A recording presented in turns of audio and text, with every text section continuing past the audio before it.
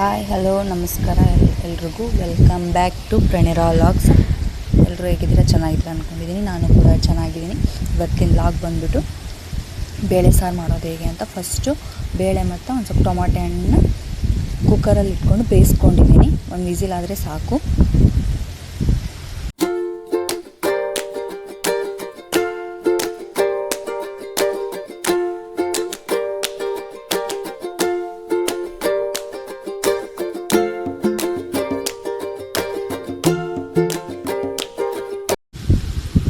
Tomato ಹಣ್ಣನ್ನ ಆಚೆ ತಕ್ಕೋಬೇಕು. ಆಚೆ ತಕ್ಕೊಂಡು ಅದ್ರ ಮೇಲೆ ಸಿಪ್ಪೆ ಇರುತ್ತಲ್ಲ, ಸೊ ಆ ಸಿಪ್ಪೆನೆಲ್ಲ ರಿಮೂವ್ ಮಾಡ್ಕೋಬೇಕು. ಟೊಮಾಟೊ ಹಣ್ಣು ಬೆಂದಿರುತ್ತಲ್ಲ, ಅದ್ರ ಮೇಲೆ ಸಿಪ್ಪೆ ಬಂದಿರುತ್ತೆ, ಅದನ್ನ ಸಿಪ್ಪೆ ಎಲ್ಲ ರಿಮೂವ್ ಮಾಡ್ಕೋಬೇಕು.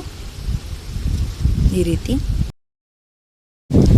ಸಿಪ್ಪೆ ಎಲ್ಲ ರಿಮೂವ್ ಆದಮೇಲೆ ಅದನ್ನ ಸ್ಮ್ಯಾಶ್ ಮಾಡ್ಕೋಬೇಕು. ಟೊಮಾಟೊ ಹಣ್ಣೆಲ್ಲ ಫುಲ್ಲು ಸ್ಮ್ಯಾಶ್ ಮಾಡಿಕೊಂಡು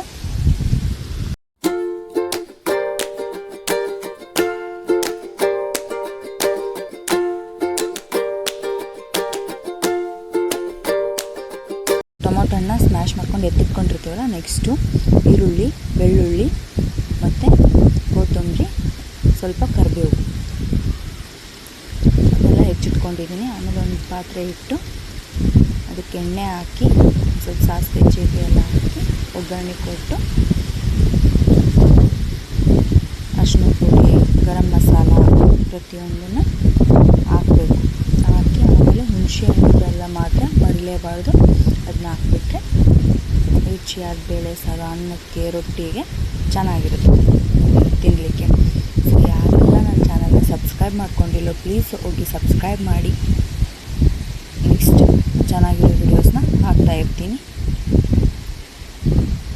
ಸಪೋರ್ಟ್ ಮಾಡಿ.